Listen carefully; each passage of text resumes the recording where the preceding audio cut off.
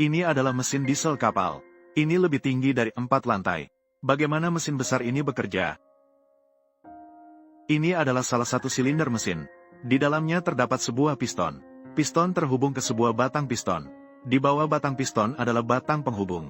Batang penghubung dihubungkan dengan batang piston melalui pin piston. Yang di bagian bawah ini adalah poros engkol. Mesin ini memiliki 6 silinder. Beberapa mesin yang lebih besar.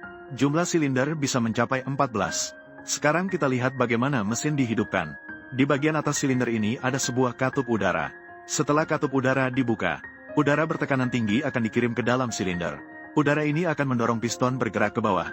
Jarak dari titik atas ke titik bawah adalah sekitar 2,5 meter. Di bagian bawah silinder terdapat banyak saluran masuk. Udara segar akan masuk ke dalam piston melalui saluran masuk.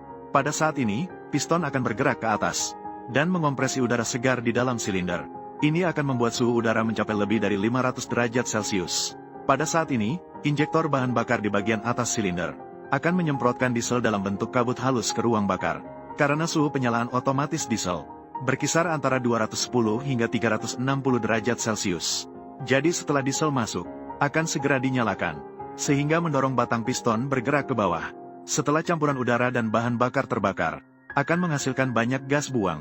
Oleh karena itu, ketika batang piston bergerak ke titik bawah, udara segar akan masuk ke dalam silinder melalui saluran masuk di bagian bawah silinder.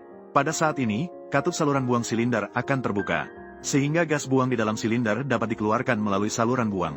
Setelah itu, gas buang akan melewati pipa knalpot mesin, kemudian menuju ke turbocharger mesin. Turbocharger terdiri dari 2 bagian utama, yaitu turbin dan kompresor.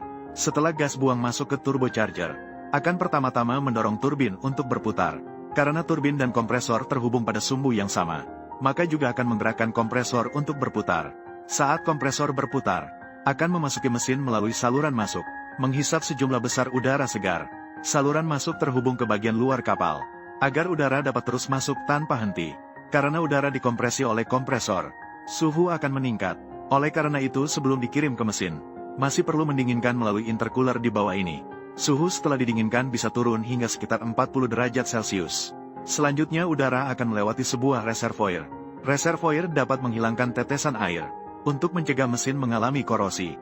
Udara setelah disimpan, akan masuk melalui saluran masuk di dasar silinder yang telah kita sebutkan sebelumnya. Masuk ke dalam silinder. Dengan demikian menyelesaikan seluruh siklus kerja seluruh mesin. Dikendalikan oleh unit kontrol elektronik mesin. Unit kontrol elektronik dapat mengatur kapan katup buang dibuka dan ditutup, serta kapan injektor bahan bakar menyemprotkan bahan bakar.